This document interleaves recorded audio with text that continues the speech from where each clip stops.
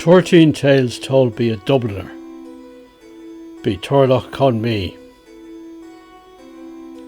Story number 2. Lord Malahide and the Ouzel Galley.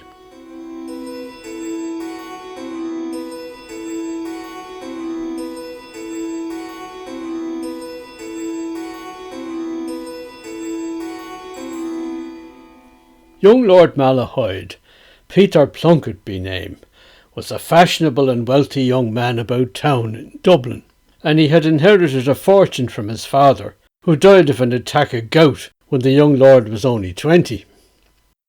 Like the prodigal son, he had many friends to help him fritter away his family's fortune, and when the fortune was gone, the friends disappeared. But one of them, as a sort of joke, sent him an old trunk that had belonged to a sea captain by the look of it, with a note saying, "Pack up." This was delivered to the door of the townhouse in Dublin where the young lord was living, and that had been used by the family when they were in town during the season. Now, the young lord had become so poor, he had neither a horse nor a servant. He took to staying home in order to avoid his creditors. All his fine clothes had been pawned to pay urgent bills, and he was left with a coloured dressing gown that he used to wear all the time at home. As he no longer had a fine powdered wig, he wore a sort of turban over his close-cropped hair. Most of the costly furniture in the Malahide's townhouse was gone now too, and the rooms all looked rather empty. As he had plenty of room to spare, he dragged the sea captain's wooden trunk into the hall and into the front parlour. He examined the trunk with some curiosity. It was old, but finely made. The lid was ornamented with arabesques, which suggested that it might have come from the fabled East. He opened it up. It had room for a lot of things which he did not have. Suits of clothes, hats, jewellery, pistols, boots and shoes, a cloak. Young Peter sighed. Since he had nothing to put into it, on a whim, he got into it and sat in it himself. It was so wide and deep. But as he sat there and glanced at the sturdy lid on its hinges, he began to reflect that it was like being in a coffin. This thought did not please him. In fact, it made him shudder. So he decided to get out. Grasping the sides of the trunk with his hands, he raised himself to his feet, as one would to get out of a bath. But a strange thing happened. His left hand grasped the lock and pressed against it, which caused a sea change, one might say, in the previously inert trunk. Indeed, to our hero's amazement, the trunk shook and rumbled and rose off the floor and started to move through the air around the room. For it was a flying trunk. Be heavens, it must have magical properties. It circled the room slowly. Our hero began to wonder how he was to get the thing back on terra firma. He began to fumble with the inner lock again, exerting pressure against it now and again, and lo, it descended to the floor. He got out now rather gingerly so as not to disturb the mechanism, whatever it was, and then he lowered the curved lid onto the lock and turned the key. There was a satisfying click. The trunk stayed motionless where it was on the floor, as a good trunk should. Time for it to move when its owner's ship was caught in a storm on the high seas, Peter thought. Otherwise, it should stay where it was, stowed in the captain's cabin. Nevertheless, our hero was pleased to be in possession of a unique, self-propelling trunk. Any novelty was a welcome distraction from his current dismal circumstances. And so he determined to learn its secrets and put it through its paces, as one would a newly purchased horse. After a frugal breakfast with coffee, he opened the trunk and examined both the outer and inner parts of the big brass lock and the brass key that went with them. It occurred to him to take the key from out of the lid and insert it in the inner part of the lock attached to the main part of the trunk. Perhaps there it would serve as a kind of helm. He got into the trunk again and pressed the key determinedly against the lock. Sure enough, the trunk rumbled and moved off the ground. Now he found that by moving the key up, down, left and right in the lock with his left hand, he was able to steer the bloody thing. Charmed by this unusual circumstance, he practiced flying slowly around the rooms of the house. He was able to fly into the kitchen and back, and up the stairs, around the landing, and in and out of the bedrooms. So far so good, he thought. But how will it perform out of doors? And how high can I fly?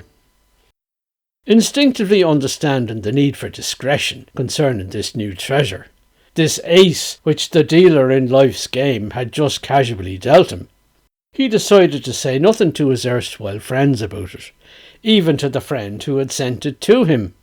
Surely the latter must be unaware of the trunk's properties, otherwise he wouldn't have given it away so easily. Treasure. Treasure indeed, he thought. Whenever he thought of treasure, he'd always thought of just such a trunk filled with jewels and gold. Now this trunk was empty, but it had properties which might turn out to be more useful than treasure trove.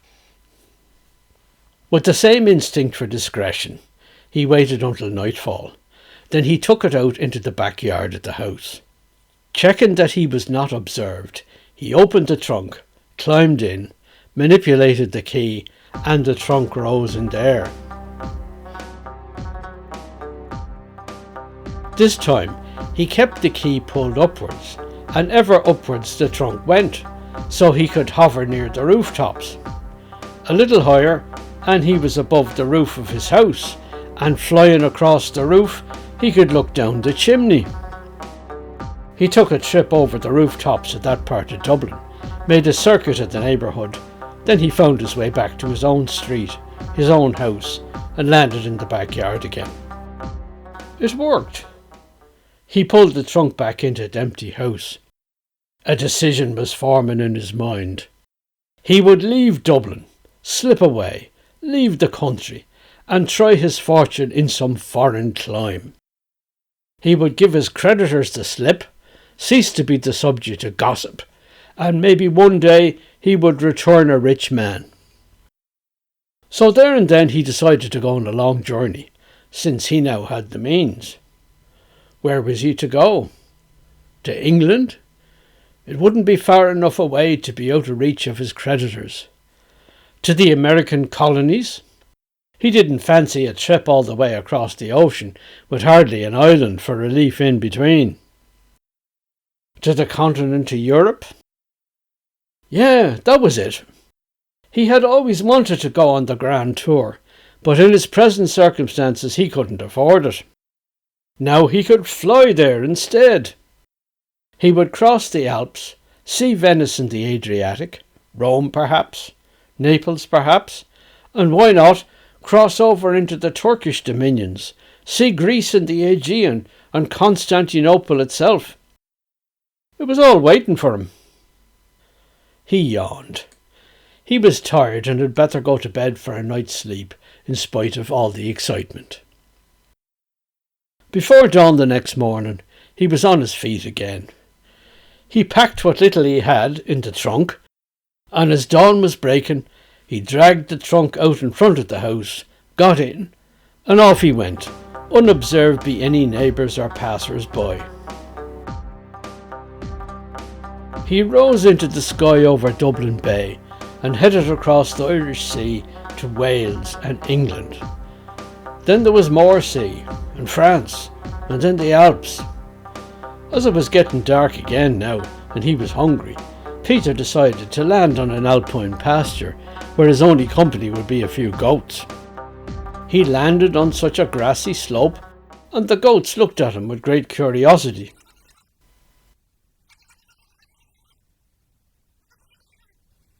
He ate some of the food and drink he brought to sustain himself on the journey.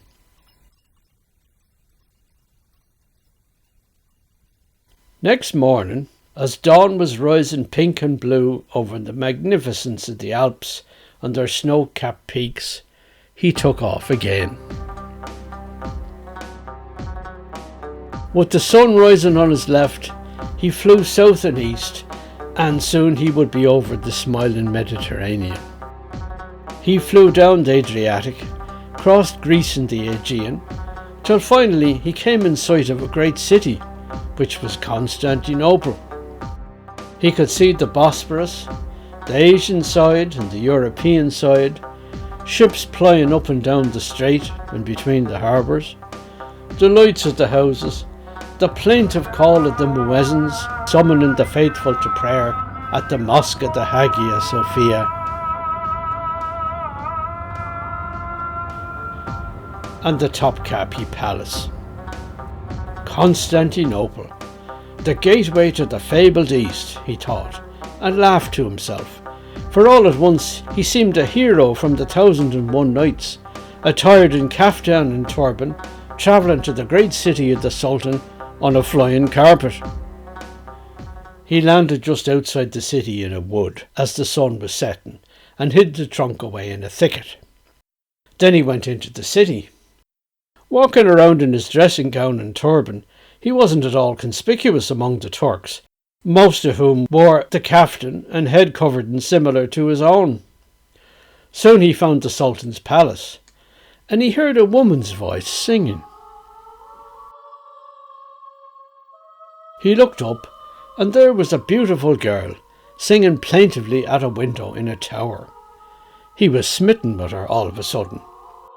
So he went back to get his trunk where he'd left it, and when it was dark, he flew back to the city and straight to the balcony and windows in the tower where the girl had been singing. He looked in and had a glimpse of a luxurious apartment. He got the trunk to hover right next to the window and succeeded in landing it on the balcony.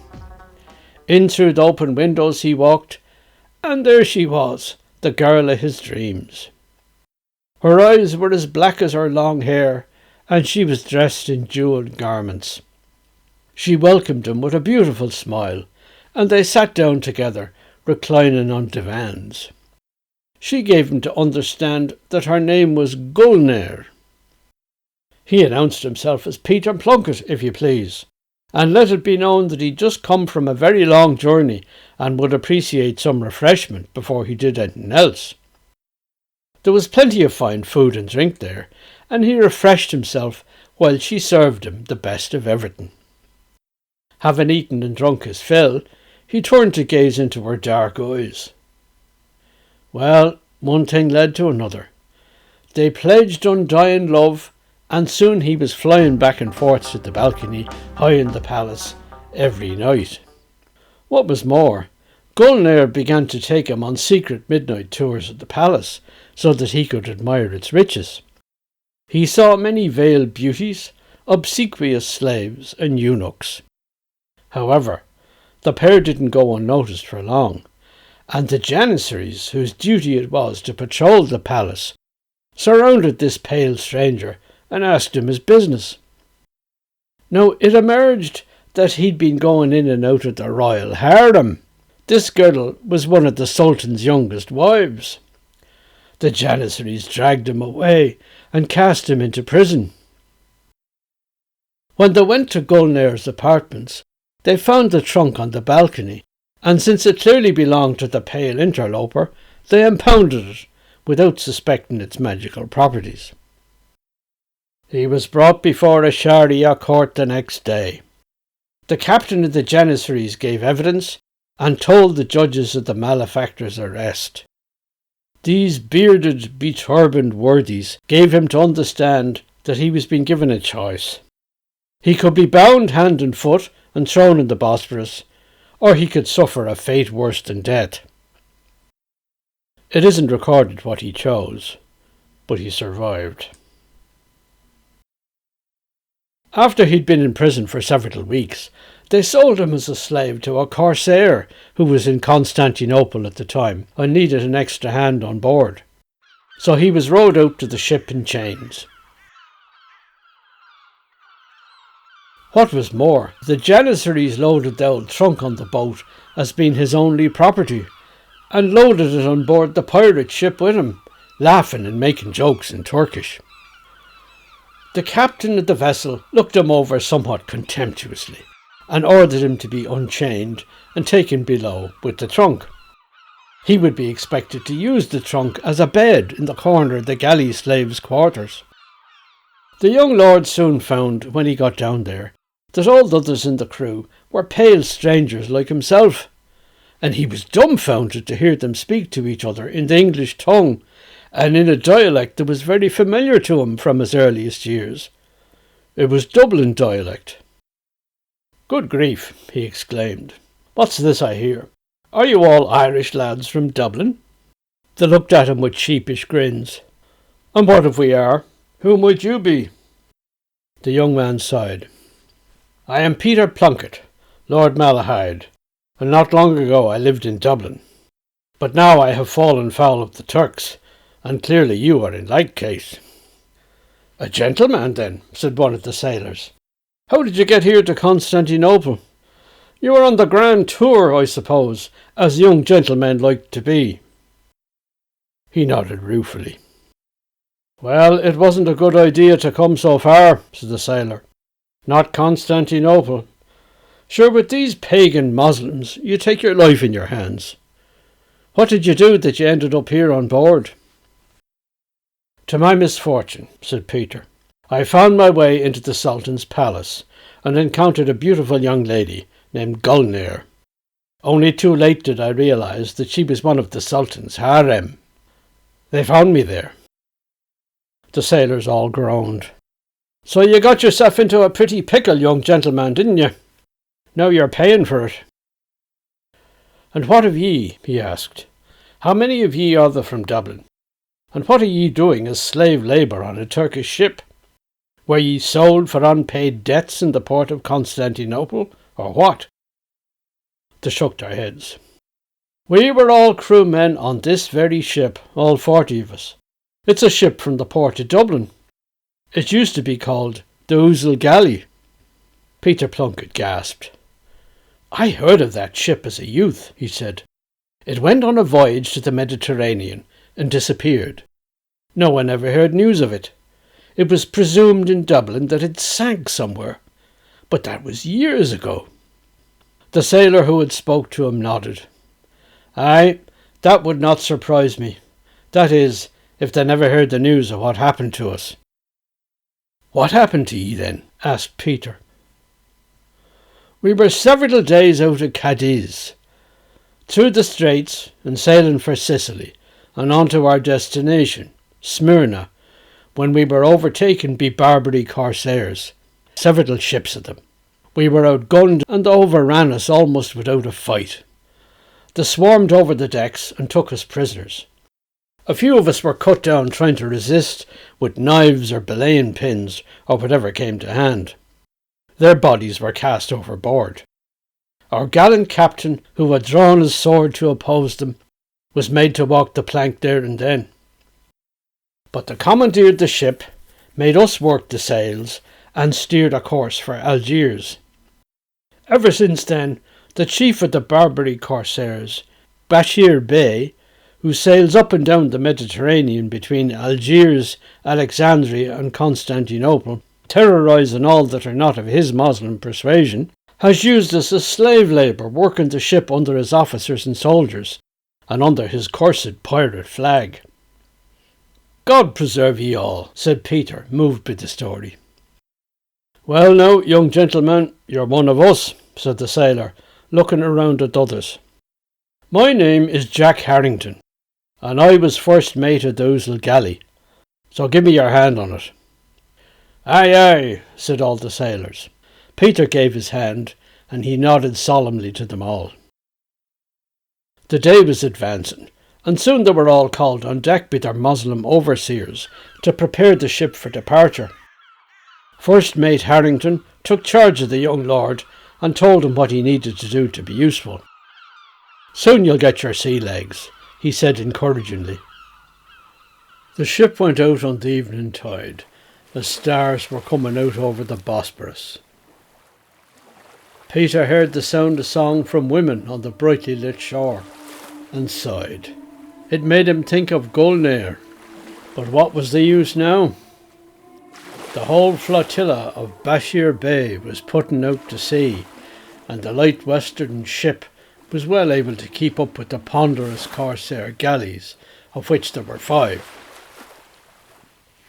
They sailed southwards through the Aegean, putting in at an occasional island to water and victual. Then they were out in the wide Mediterranean, and Peter was glad of the company of the sailors, and every man jack of them aboard a Dubliner, longing for home. The work was exhausting, and he slept soundly in his trunk below decks.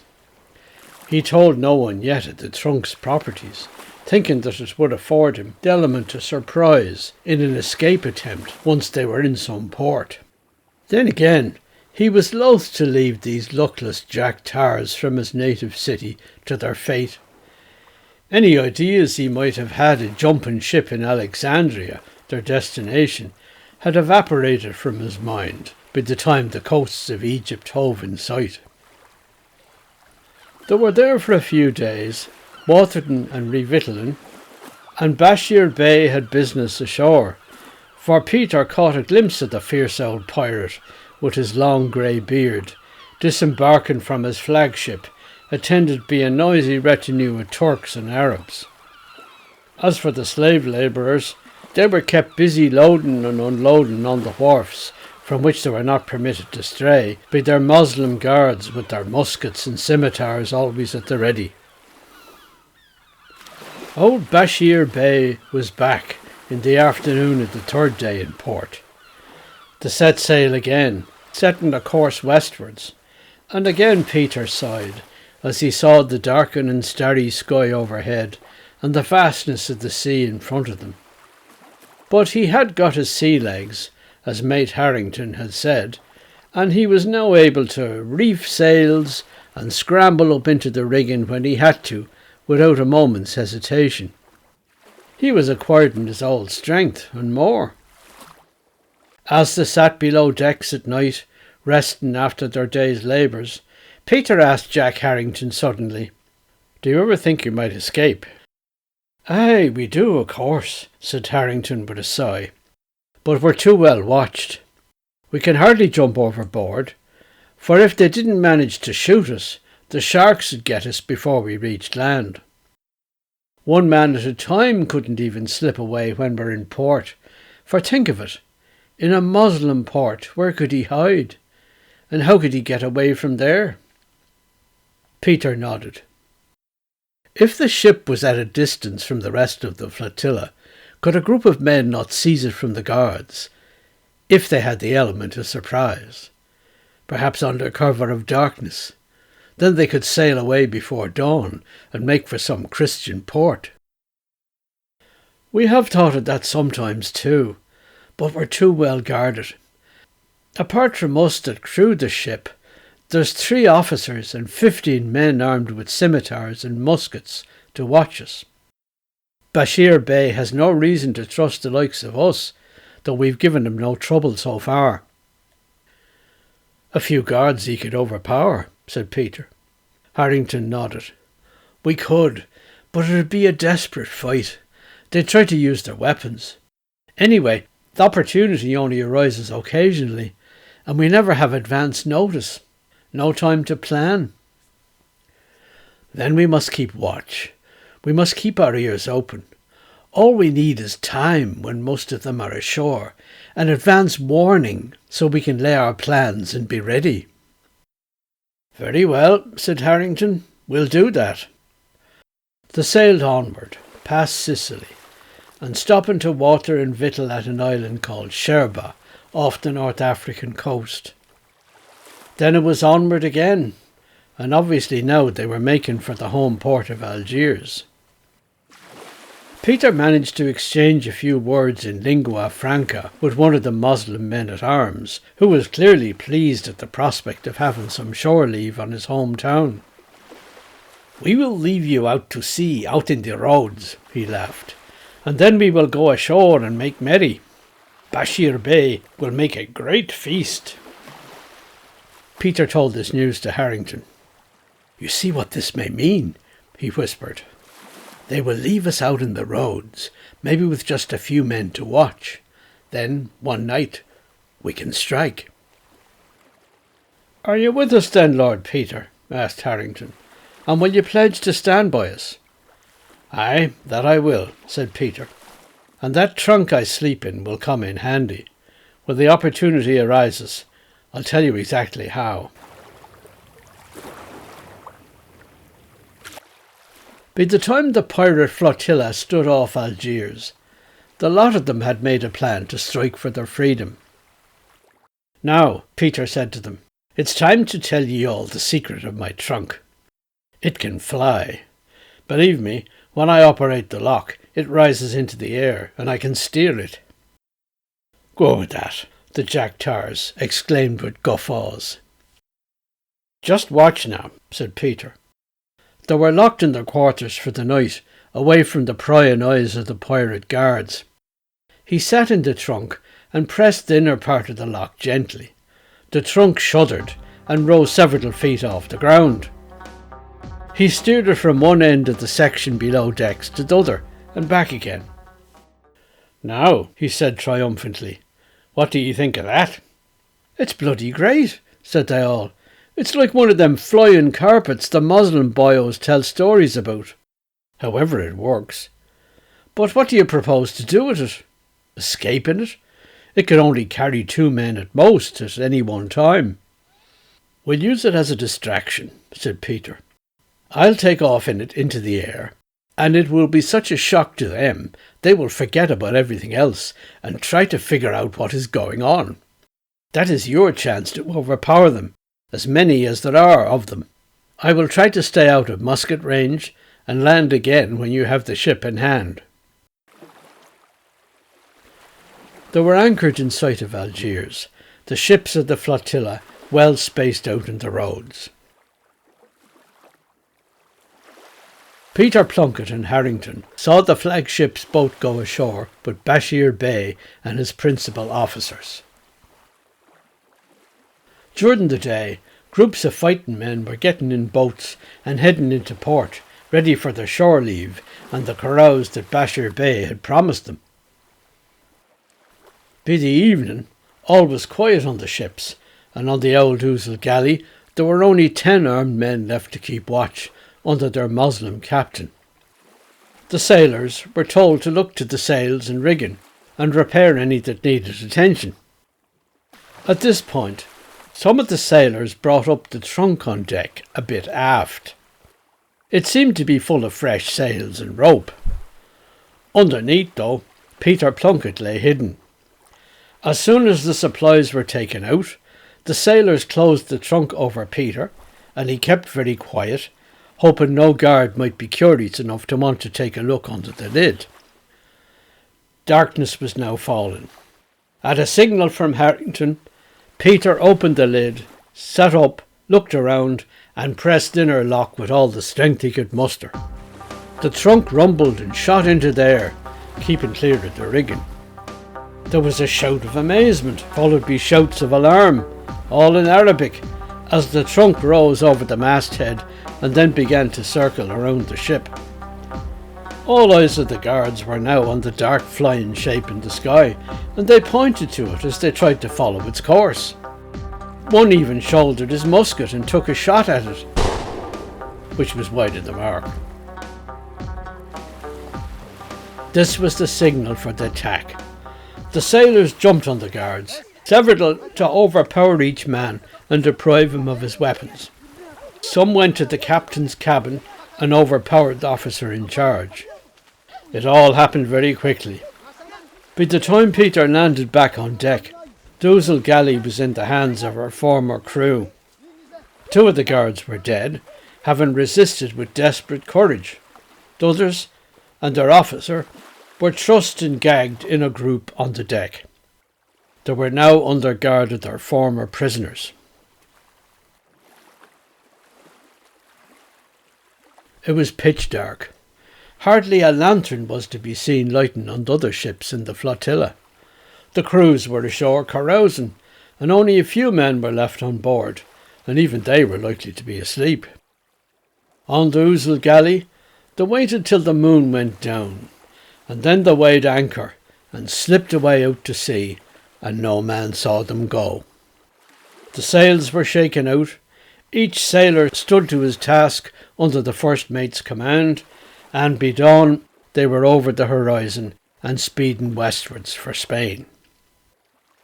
They joyfully struck the pirate flag and the crescent emblem of the Barbary corsairs, and laid them on the deck before their prisoners. Summoning the captain of the guard, they gave him to understand that they would spare him if he agreed to become a Christian. This he would not do, as a true follower of the Prophet.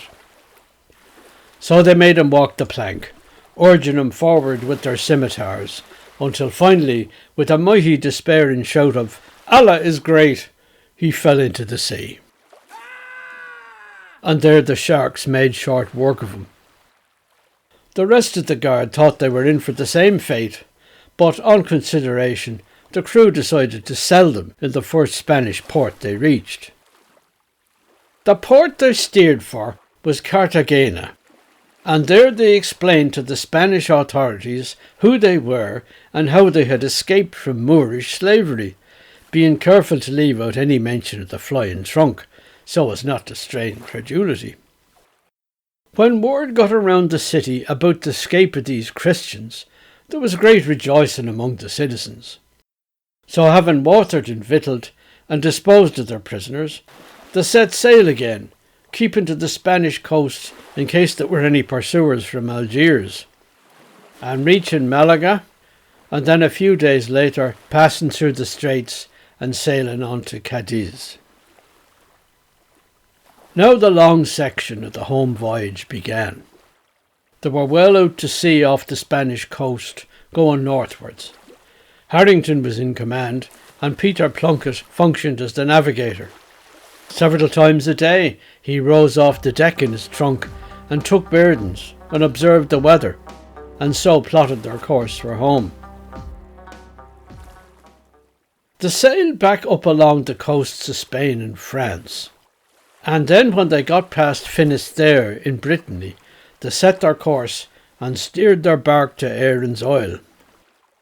When they sailed up the Irish Sea into Dublin Bay, there was great rejoicing on board. The sailors could hardly believe that they were home after all these years.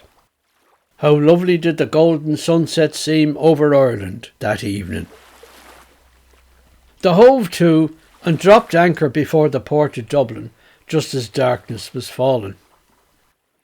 "We'll pick up a pilot and sail into port in the morning," said Jack Harrington.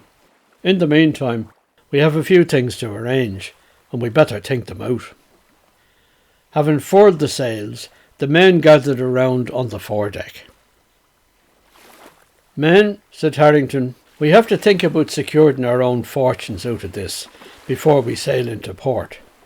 For the Ouzel Galley belongs to its owners, and they have to take it back. Likewise the cargo aboard. What cargo we were carrying all went to Bashir Bey and the Barbary corsairs, I believe. You might say he replaced it, though, with all the plunder from his expeditions, the ones we had to sail his ship for. That's all down below. I suppose, since it's the proceeds of piracy, it'll be forfeit to the king, and we won't see any good from it." The Jack Tars groaned in unison. "However," Harrington went on, "the captain had a treasury of gold coins and jewels and the like in his coffer in the captain's cabin. We found it when we searched the place on the way back.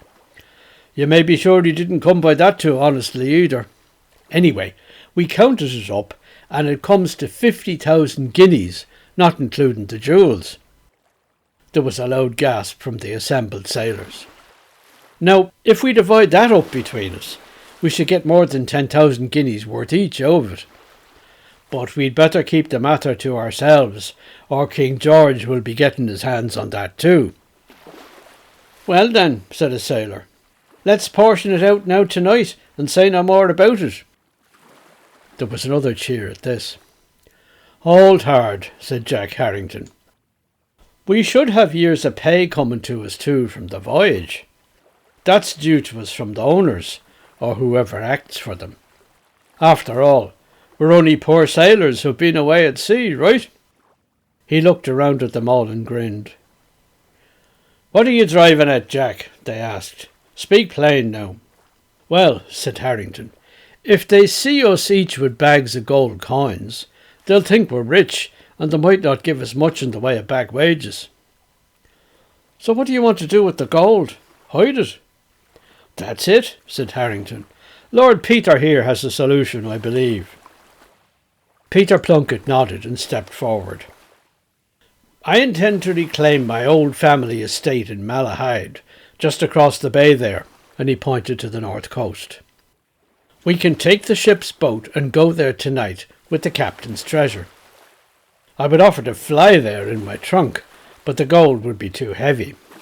So I propose that we take the ship's boat, get the trunk, load the treasure in that, and then I and a crew of 4, say, any 4 who are willing, will sail and row across to Malahide.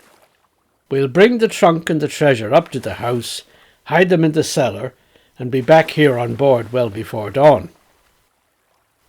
"And what then?" asked another sailor. "We'll sail into port, as Jack says, and say nothing of the treasure to the authorities when they start to ask us questions. Then when you've got back wages paid into your hands, a few of us can fetch the treasure from Malahide Castle, bring it into Dublin, and dole it out secretly somewhere in the next few days." "We'll say the Fleet Tavern," said Jack Harrington, "if it's still there, and I trust it is." So they agreed on that, for they trusted Peter Plunkett, and the ship's boat was made ready with its crew and its precious cargo. They set out across the waters of Dublin Bay under the dark night sky, with only a few stars to light their way. How strange it was to land there, in the little harbour in Malahide, with no man to welcome them home. All was quiet, the villagers were abed. They unloaded their cargo and climbed up onto the quay with it. Then they went and knocked up a local chandler, who provided them with a horse and cart to bring the cargo to Malahide Castle. Off they went. The castle was dark and lifeless when they got there. Peter went to the gate lodge, and he knocked up the old porter. Lord Peter, is it ye, God bless us?" the man exclaimed. "It is, to be sure. But let's be quiet about it, friend. Just give me the key to the door of the castle, and I'll go up there with these men to deposit a cargo. Then I'll be back with the key, for we have to leave again before dawn. But in a day or so, I'll be back, and I will claim the whole estate, or what's left of it, God willing." They opened the gate and drove up the driveway to the main door. Peter opened it, and they went inside. There were no servants, for no one lived there. They lit a few candles, then Peter guided them down into the cellar, where they deposited the flying trunk in a corner, with the pirate captain's treasure inside it, and closed and locked the lid. Then they were off again, down to the harbour, manning the ship's boat and heading back out into the bay while the stars were still in the night sky. Next morning, not long after dawn, a pilot sailed out of Dublin and came on board. He brought them safely into port, and they tied up at the quay.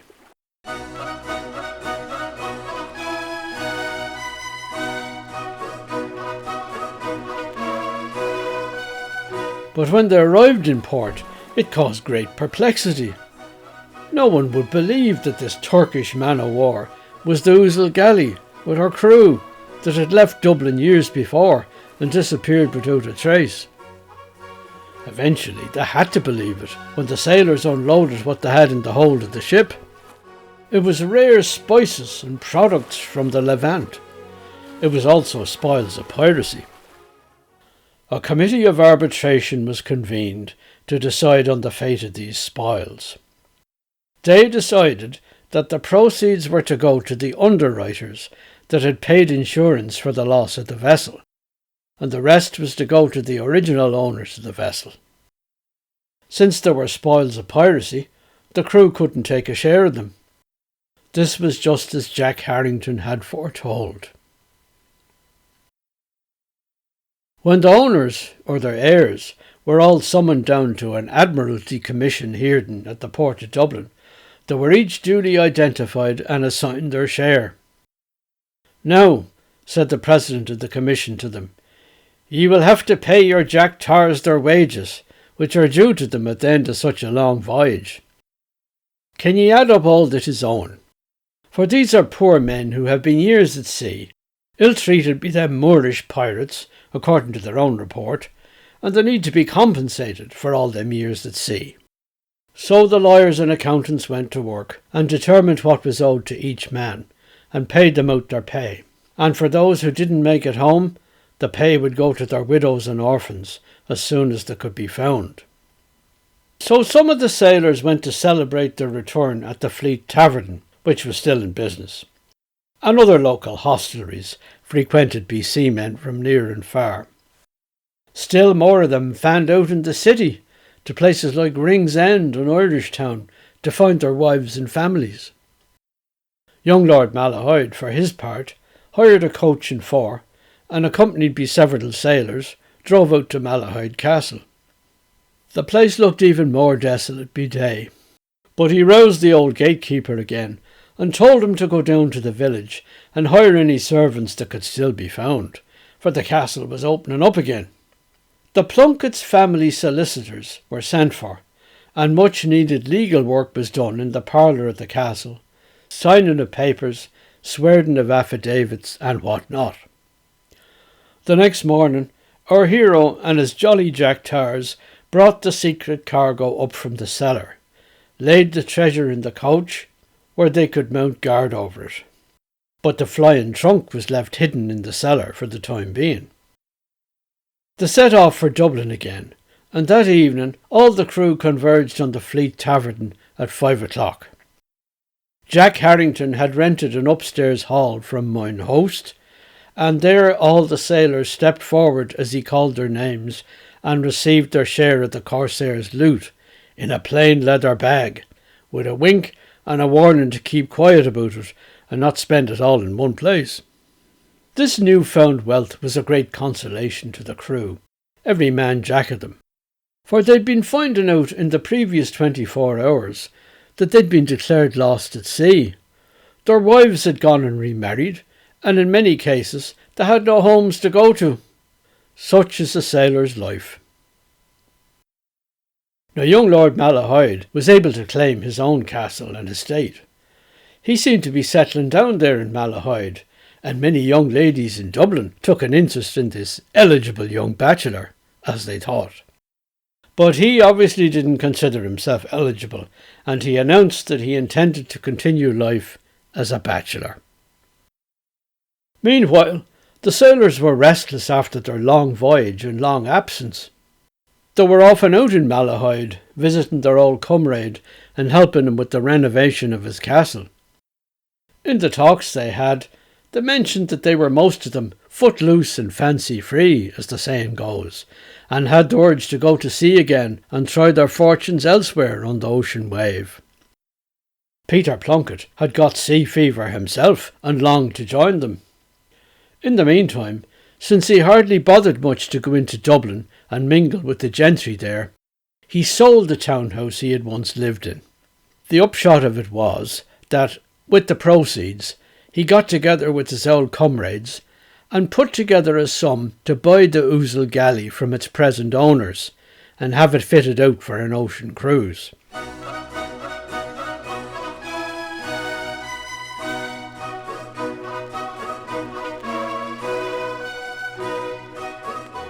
Lord Malahide took out letters of marque as a privateer on behalf of King George on the high seas. This meant permission to engage in piracy, though it was supposed to be only against shipping belonging to a monarch King George happened to be at war with. They bought a set of cannon and mounted them above and below decks. They also bought small arms and a great store of ammunition, as much as they might need. One other thing that was smuggled aboard was Lord Malahide's famous trunk. It was just the same as ever, but its owner had had the sides and the bottom of it coated with a sort of armour plating which would preserve it from musket fire if it happened to be within range of an enemy. Soon the ship was all ready, rechristened the Maid of Constantinople, and the original crew of nearly 40 men signed up, and they took on 10 more for good measure. Jack Harrington was the captain of the vessel, and Peter Plunkett was the purser, responsible for keeping track of the business side of the venture, and certain other duties which were unspecified.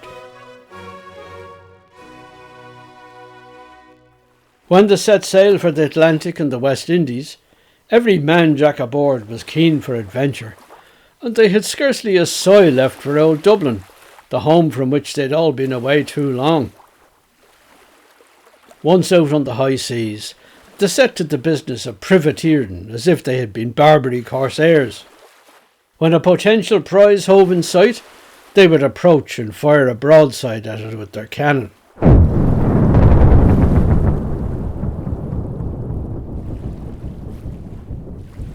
But then the surprise came for the ship being attacked.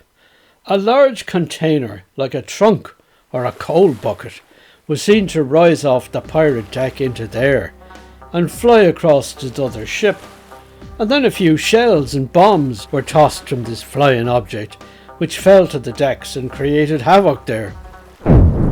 Marksmen would venture to take a shot at it, but the musket balls would just bounce off it with a loud clang.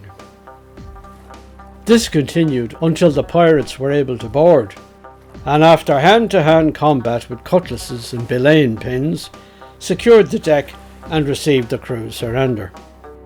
Then the strange object would land on the deck, and a man in a wig, riding coat and knee breeches would emerge with a book of accounts and pen and ink to inspect and record the prize's cargo. With these unorthodox tactics, they captured many prizes at sea and became the terror of the Caribbean, a sea crisscrossed by many pirates and privateers, legal and illegal, from many nations.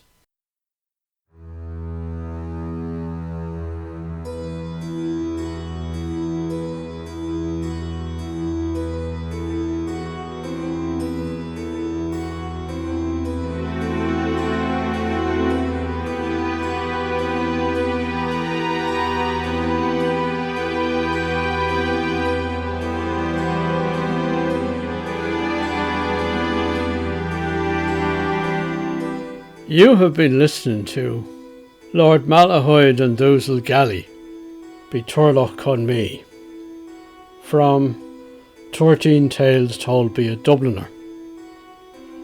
If you've enjoyed the story, don't forget to like, subscribe, share and comment. And so, until next time.